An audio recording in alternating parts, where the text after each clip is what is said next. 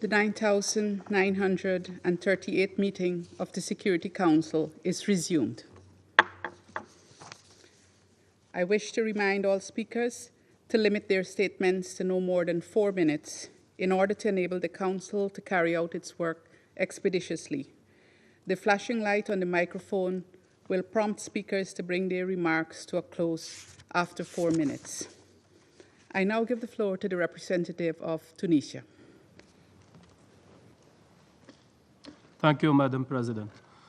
Madam President, members of the Security Council, Excellencies, amidst the ongoing, unprecedented, and grave escalation of wars and conflicts in the Middle East, discussing the underlying causes of conflicts remains as timely and crucial as ever. The interlinkage between poverty, underdevelopment, and conflict is neither abstract nor coincidental. It is a lived reality for millions and a persistent threat to the very foundation of international peace and security. Madam President, Tunisia approaches this debate with conviction grounded in experience. We speak as a nation of the Global South that has charted a democratic transition under intense economic constraints, compounded by regional instability and a complex global economic architecture that too often marginalizes the aspirations of developing countries. We strongly affirm that poverty and underdevelopment are not only consequences of conflict, they are its fertile ground. Where opportunity is absent, injustice thrives. Where dignity is denied, extremism and violence find recruits. It is a truth we must confront with courage. Enduring peace is unattainable without inclusive development, and development itself is unsustainable without peace. This nexus demands that the Security Council transcend its traditional focus on symptoms of conflicts and instead address root causes with equal urgency. A purely militarized or reactive approach cannot suffice. We must be as committed to preventing war as we are to stopping it once begun. Madam President, in many parts of Africa, the Middle East, and beyond, we witness cycles of fragility perpetuated by economic exclusion, illicit exploitation of natural resources, climate shocks, and governance deficits. The convergence of these factors has too often been met with fragmented responses, insufficient financing, and short-term strategies.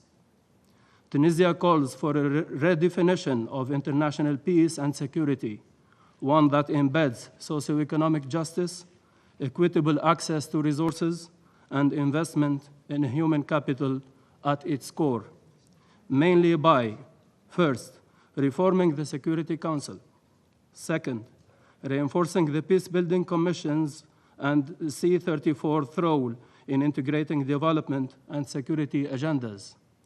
Third, supporting the reform of the international financial system so it serves vulnerable economies with fairness and solidarity. Fourth, investing in youth and women, not as an afterthought, but as central agents of peace, growth, and resilience. We also stress the importance of regional cooperation and South-South solidarity. In North Africa and the Sahel, shared vulnerabilities demand shared strategies.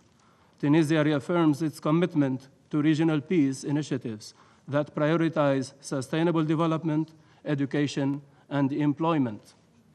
Moreover, Tunisia reiterates that any genuine commitment to peace must include the just resolution of protracted conflicts, particularly the Palestinian question. Development under occupation is a contradiction in terms. Peace without justice is a promise unfulfilled. Madam President, as this Council deliberates on the maintenance of peace and security, let us remember, silence in the face of poverty is complicity in the escalation of war. Tunisia calls for leadership that matches the urgency of our global crises with the scale of our common responsibility. Let us act with unity. Let us act with resolve. Let us act with the deep understanding that true security is born not only from the absence of war, but from the presence of dignity, equity, and opportunity. I thank you. I thank the representative of Tunisia for his statement, and I give the floor to the representative of Cameroon. Madam President, I have the honor to deliver this statement on behalf of the OIC member state in my capacity as the chair of the group. In line with your request for a statement to be delivered in not more than 4 minutes, the full version of my statement will be provided to the Secretariat. Madam President, first, let me express our appreciation for your kind invitation to this open debate, which topic is most relevant to the priorities of our member state, considering the prime agenda of the OIC in the area of peace, security, and development. The OIC has continued to give prominence to the organic relationship between peace, security, and development, and this priority objective is born out of the understanding that peace, security, and development can be more enduring and sustainable when built on a solid foundation of the socio-cultural and economic relations existing among people. In the domain of peace and security, for us in the OIC, the inability of the Council to arrive at an expeditious resolution of the lingering crisis in Palestine, including the war in Gaza, as well as other conflict situations in our member state, represent a setback for the Council prime mission of maintaining global peace and security. The adoption of a holistic approach to addressing conflict prevention, management, and resolution would necessarily entail a deep insight into the drivers of conflict, chief of which are poverty, deprivation, underdevelopment, and other socio-cultural drivers of such an intolerance, religious bigotry, and absence of the culture of peace as defined under the relevant UN agenda.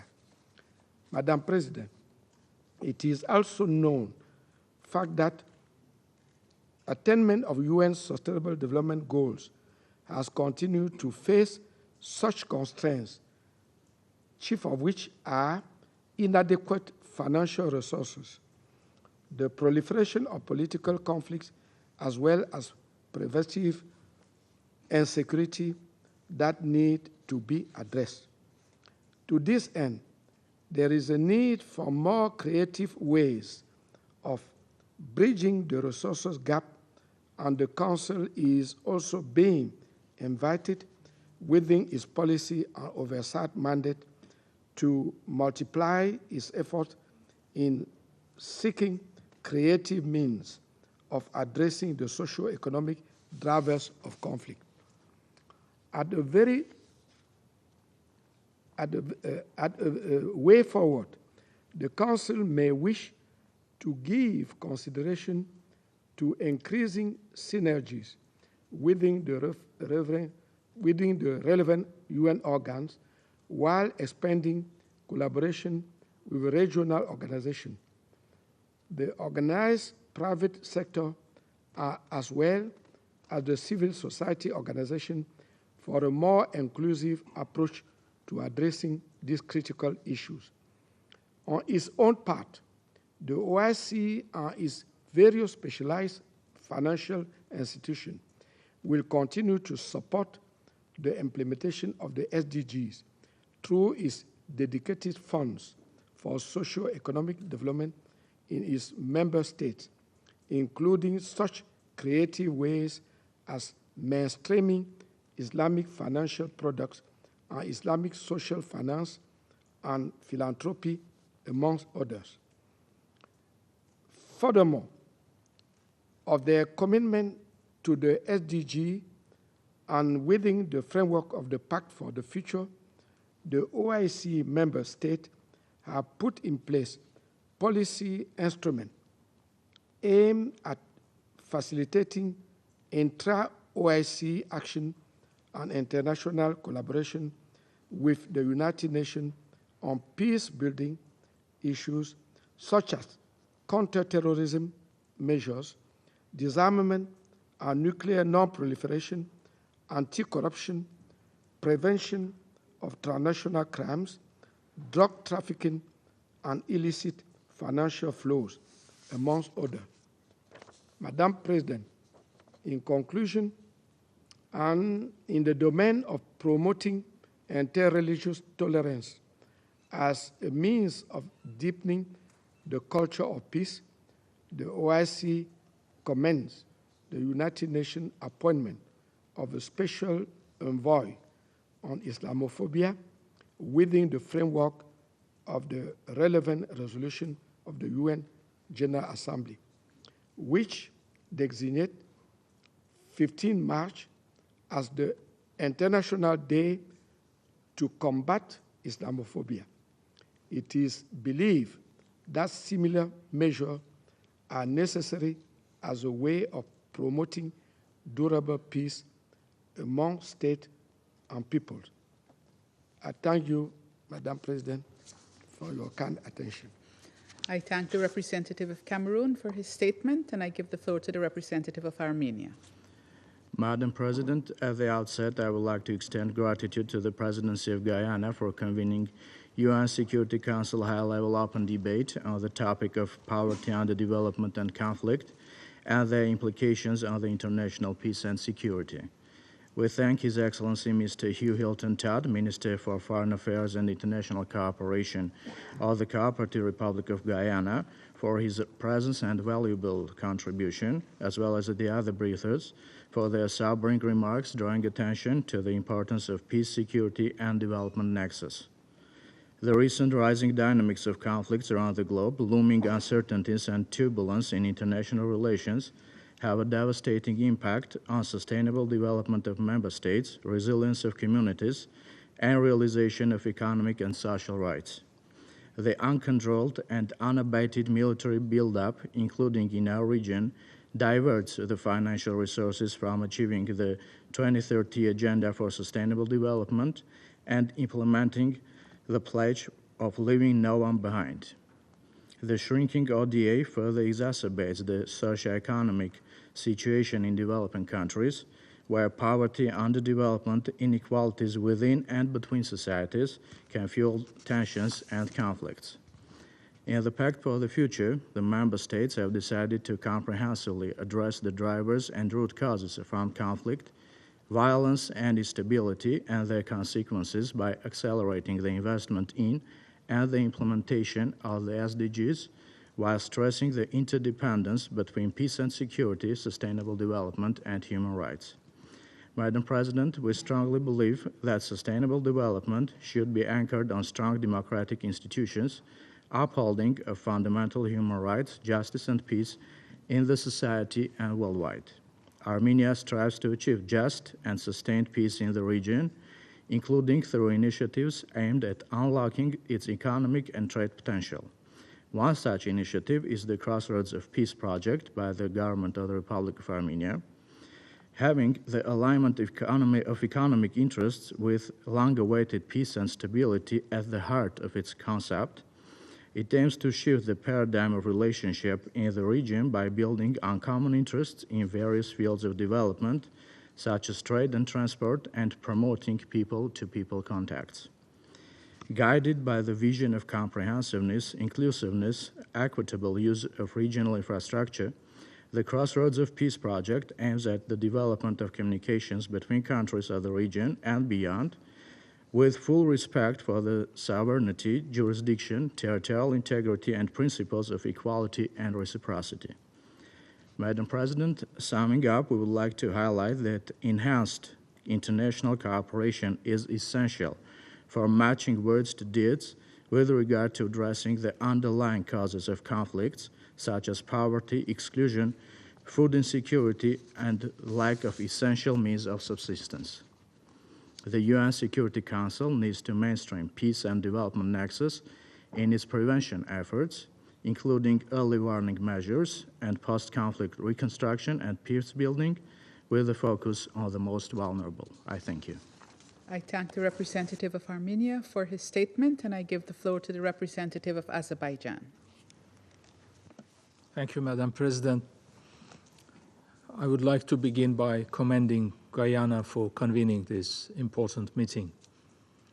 Madam President, Azerbaijan has been a staunch promoter of the people-centered development approach, including through transformational changes to remodel the country's economy with a focus on sustainability, inclusive growth, social justice, and clean energy. Furthermore, Azerbaijan has become one of the key transport and logistics hubs between Europe and Asia, greatly contributing to the development of trans-regional connectivity projects, investing in transport infrastructure, and widening cooperation with regional partners. These efforts were undertaken and tangible results were achieved despite the ruinous consequences of the aggression that Azerbaijan faced since the early 1990s.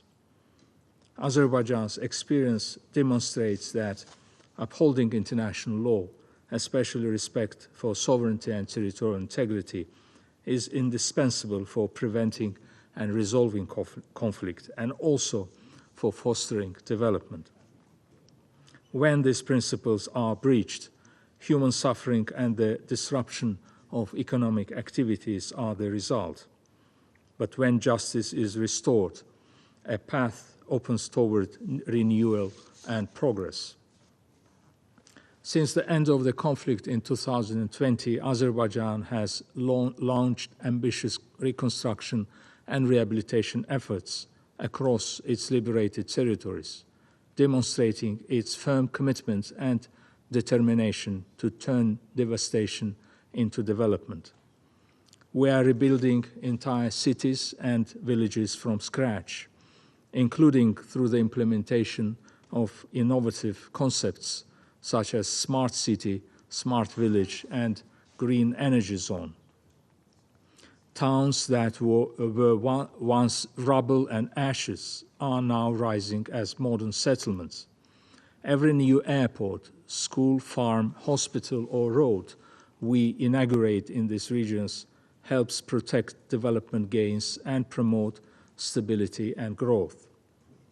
Madam President, the conflict turned Azerbaijan into one of the most heavily mine-contaminated countries in the world, with an estimated 1.5 million landmines and an unknown number of explosive remnants of war scattered across its formerly occupied territories. These hidden killers continue to maim and claim innocent lives, while slowing down recovery and the return of the displaced population. The scale and magnitude of the landmine threat in Azerbaijan necessitate enhanced accountability, stronger solidarity and partnership, and adequate international assistance for national humanitarian demining capability and efforts. Overall, providing support to states affected by conflict and engaged in post-conflict peace-building is and must remain a critical commitment of the United Nations. Such support and solidarity are critical to my country and many states around the world that are overcoming the severe consequences of conflicts. Azerbaijan will continue its development and peace-sustaining efforts and contributions to building a world in which peace and prosperity are not the privilege of the few, but the right of all. I thank you. I thank the representative of Azerbaijan for his statement, and I give the floor to the representative of Ethiopia. Thank you. Thank you. I would like to thank you, Madam President, to you and your delegation for convening this high-level open debate on such an important issue during the presidency of Guyana for the month of June. Madam President, the United Nations stands on three core pillars: development, peace and security, and human rights. These pillars are interconnected and mutually reinforcing, forming the foundation for the UN's mission to build a better world for all. The linkage between poverty, underdevelopment, and conflict is factual. Poverty is a lack of basic needs or access to basic services, which leads to social exclusion and grievances. Underdevelopment is primarily caused by poverty, inadequate infrastructure development, limited access to education and health care, which restrict opportunities and exacerbate inequality. Conflict, which can be linked to poverty and underdevelopment, increases the toll, particularly on developing countries, as it diverts the limited resources at their disposal away from poverty eradication efforts. It affects infrastructure and strains social relations, which otherwise are critical enablers of sustainable development. In various areas, Madam President, we have observed that nations experiencing conflict may become victims of terrorism, which presents risks to international peace and security. Sustaining global peace and security is a complex endeavor. Consistent evidence indicates that investing in poverty elimination and peaceful resolution of conflicts is not only a desired outcome, but also effective in preserving international peace and security. Sustainable peace is linked to inclusive economic growth, good governance, and social justice. It is also true that resilient institutions would help states manage resources better, resolve disputes, and maintain legitimacy.